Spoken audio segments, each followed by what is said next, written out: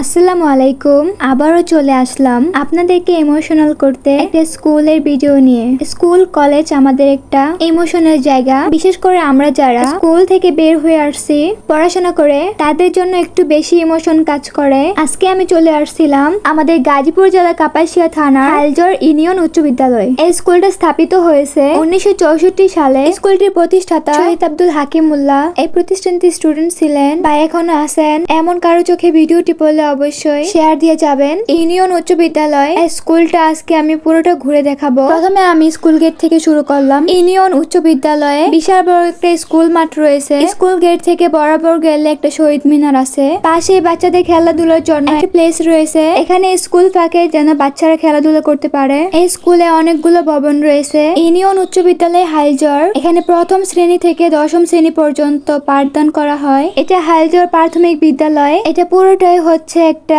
School মাঠ। এখানে বিকেল বেলা স্কুলের বাচ্চারা ফুটবল খেলে। ওই দিন একটা অনুষ্ঠানে থাকাকালীন এইরকম ডেকোরেশন করা হয়েছিল। আমরা সাধারণত স্কুল কলেজে পড়ার সময়কালীন ঘোরাফেরাটা কম হয় আমাদের, তাই এত বেশি ভিডিও করা যায় না। আর একটা কথা, ইউনিয়ন উচ্চ বিদ্যালয় হাইলজর প্রথমে প্রাথমিক বিদ্যালয়টা করা হয়েছিল। প্রাথমিক বিদ্যালয় স্থাপিত হয়েছে 1920 খ্রিস্টাব্দে। তারপর মুক্তিযুদ্ধের 6 বছর আগে করা হয়েছিল হাইলজর উচ্চ বিদ্যালয়। আজকে এই পর্যন্ত। পরবর্তীতে নতুন কোন স্কুলের ভিডিও নিয়ে চলে আসবো আবারও।